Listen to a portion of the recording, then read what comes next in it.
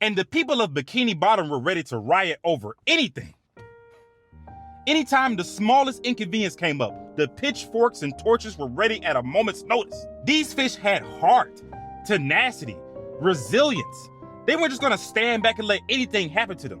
They were gonna fight. He poisoned our water supply, burned our crops, and delivered a plague unto our houses.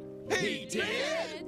No, but are we just gonna wait around until he does? When SpongeBob and Mr. Krabs got together for those pretty patties and messed everybody up, they weren't just gonna sit around and let a corporation poison their food.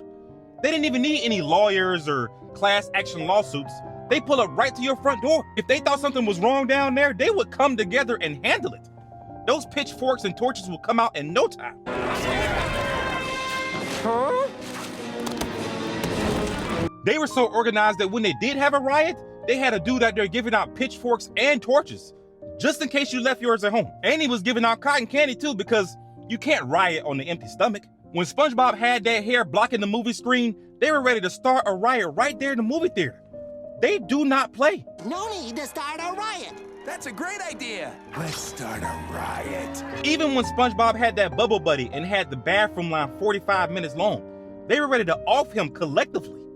Hey, all I'm saying is, if we had half the unity that the people in Bikini Bottom had, we could probably get a lot more done. And people always say that the Krusty Krab was expensive, but I don't think that was necessarily the case. Like, if you take a McDonald's menu from the early 2000s and put it next to a Krusty Krab menu, it's pretty comparable. Take a look at this menu from McDonald's from the early 2000s. A Big Mac meal was $3. Oh, that was great. That was amazing.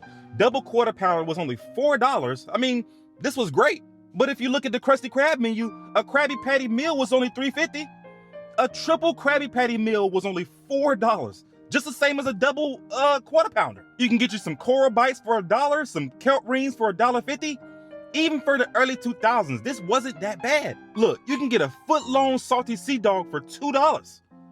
It ain't no dollar menu, but it's close enough. And McDonald's is considered cheap fast food. I'm sure Krabby Patty is a little bit more gourmet. It tastes a little bit better than the Big Mac. I mean, you got the secret sauce on your burger. Of course it's gourmet. And then you got the best fry cook in all of Bikini Bottom back there taking good care of your sandwich. Back there tucking in the pickles, reading a bedtime story.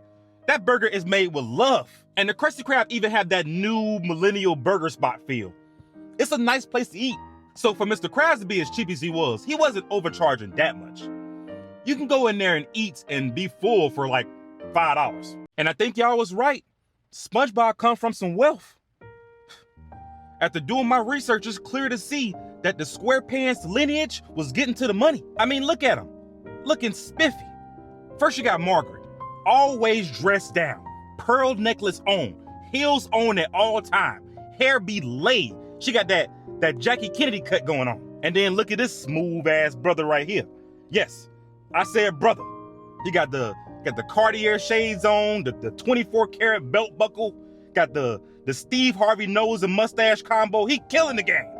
You know he got some money on him. And you know Margaret like him tall, dark, and handsome. Oh, darling, it's so nice to spend quality time with you. What with you in the office all hours of the day? And Harold had that good job. He was a provider man. It wasn't no 50-50 around here. Margaret was a stay-at-home mom who didn't have no kids at home, just living her best life. They got that strong family dynamic going on. They got a 2-parent household with a strong, independent kid who ain't on no drugs or nothing. You know what? I think they did pretty good as parents. And now I know why SpongeBob didn't want to be a parent. He was already traumatized from playing one with Patrick. Let me explain. He thinking being a parent is going to be a fun experience. It's going to be all magical and whimsical, just for you to get stuck cleaning the clam, washing the dishes, changing all the diapers, while Patrick lays the ass over here pretending to go to work, eating up all the food, and just watching TV all day. I would have been mad as hell too. We're not even going 50-50 anymore. I'm just doing all the work. Also, do you know how much diapers cost? That's like years worth of his paycheck right there. Them little clams expensive. And you can tell from how he acts, he don't want to just be a baby daddy or baby mom or whatever his preference is. He wants to be an active parent, and not knowing that other person is going to hold their weight is too much. Now just imagine if you had to deal with that for 18 full years. Nah, Patrick ass would have had to go on clan support. But I think as long as SpongeBob has his friends, his family, and Gary, that's all he really needs. And who knows? Maybe in the future he'll have one.